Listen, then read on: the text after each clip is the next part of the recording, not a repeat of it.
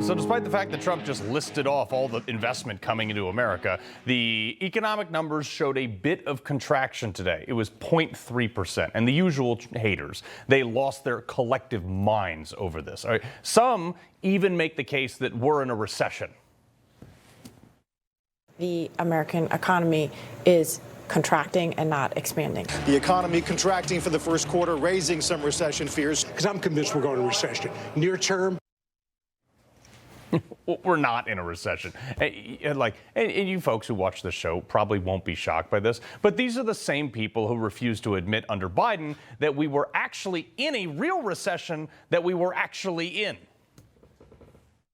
So if you look at the economic indicators, as the president was laying out, if you look at the labor market, right now we are seeing historic unemployment. If you look at low unemployment at 3.6, if you look at the average amount of jobs that have been created, it's about 400 per month. Those indicators do not show that we are in a recession or even a pre-recession.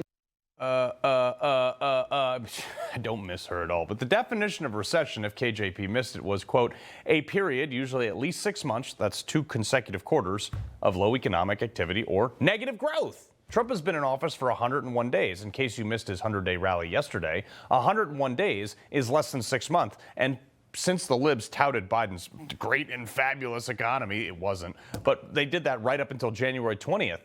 So we cannot, by definition, be in a recession. Trump echoed that sentiment today. That's Biden. That's not Trump, because we came in on January, this is quarterly numbers, and we came in and I was very against everything that Biden was doing in terms of the economy, destroying our country in so many ways. Yeah.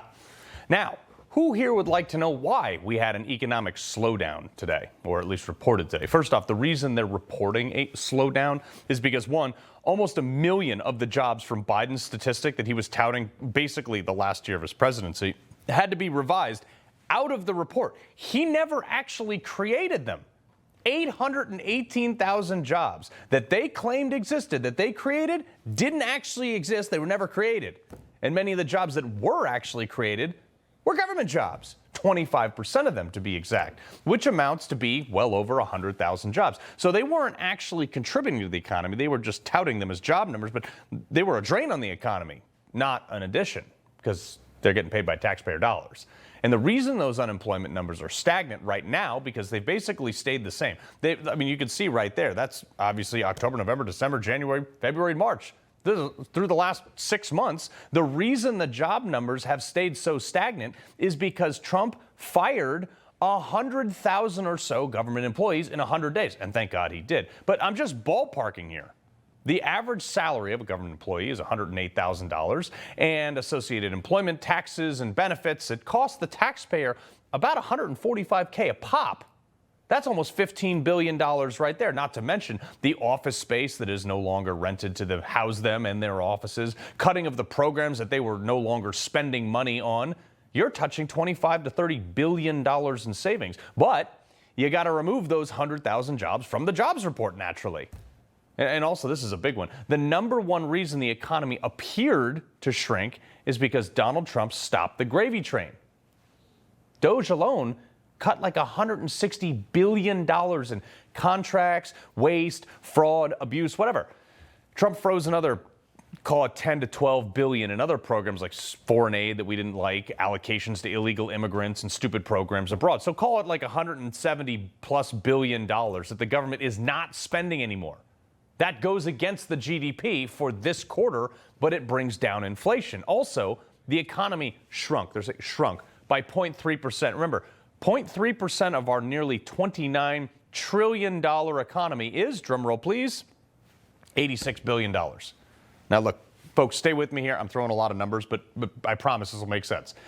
If Trump cut $170 billion from federal spending and the economy only slowed by $80 billion, that means he made up $90 billion in actual growth somewhere else. That means if Trump hadn't cut anything, if Doge hadn't come in, it never existed, and he just left all this fraud, waste, and abuse and let the status quo play out, he would have actually grown the economy by these current metrics by 0.3% because the government pumping money into the economy, that's how they've been propping up these numbers. The government's just been printing money, which causes inflation. They've been doing that for years.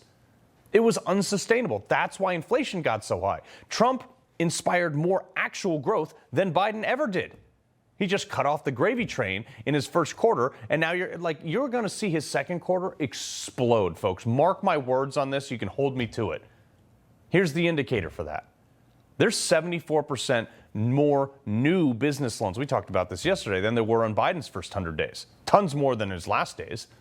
There's $8 trillion. You just saw the press conference. There's $8 trillion of foreign investments coming in to make things here. These are strong indicators because manufacturing jobs are coming back. A lot of jobs are coming back. And these are full-time, private sector producing jobs.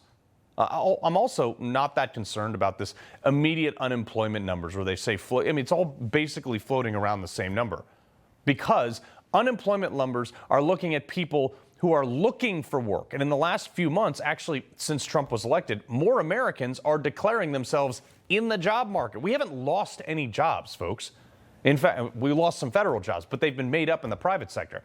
In fact, there are more jobs right now than people. Companies cannot find enough workers, as you can see right here. The reason unemployment is going up very slightly is because people know that more people are looking for work than ever before, precisely because they are more optimistic about being able to get a job. So there's more people coming into the workforce. There's not less jobs. But since the people who write our news headlines and also hate Trump, they're about as qualified to talk about the economy as a drunk hamster running on an exercise wheel, you get reports like this today. That Trump's policies, are bad. Trump's policies aren't hurting the economy. They're reversing fake numbers and government dollars propping up our economy that's not sustainable. I have a theory. I call it the rock in the road theory. If a rock falls in the middle of the road, like 99% of people are just going to drive right around it on the side of the road. They're just going to do whatever they can to get around it. And it'll get them to their destination, and they don't have to deal with the rock, and they don't think anything else of it because it doesn't affect them. But eventually, enough people are going to drive over the edge of that road. It's going to create a huge muddy ditch, a ditch so deep and so messy that people will start to get stuck. It's going to damage the road, and eventually the road's going to be shut down because no one will be able to get by at all. And all those 99% of people that just drive around the rock, they won't be able to drive around anymore on their way back. All because no one got out of their car and just moved the rock out of the road. Everyone thought about themselves getting what they needed with no concern about how going around the rock would affect future generations, and then in this case, drivers. Trump is the first guy to stop his car, get out, and try to move the darn rock. But instead of supporting or helping him move the rock, that helps all the people behind him, by the way, basically all the media, they're sitting in their cars behind him, beeping, laying on the horn, telling him to just go around the rock. They're screaming at him instead of fixing the problem. Tariffs, firing unnecessary federal workers, all the stuff Trump is doing is moving the rock out of the middle of the road because it's getting messy to go around it. That $37 trillion ditch that people keep driving through is going to catch up with us. Those unaccountable social programs are making that ditch bigger. Trump is trying to fix that. So CNN or whoever else, maybe instead of sitting in your hybrid car blasting the Jonas Brothers, beeping at the one guy who's trying to make your journey ultimately easier, by the way, maybe get your butt out of your own car and help him move the rock. At a bare minimum, just shut up. Stop beeping at him while he does it. It's a big rock, like 37 trillion pounds, put there by 44 other presidents and 210 other nations over the last 250 years. So if he can't move it in the first 100 days, maybe, just maybe, be a little more patient. He loves the Constitution. He fights for what's right. He hates the bad guys. He's a freedom warrior. He's your freedom warrior. Watch Carl Higbie every weekday on Newsmax.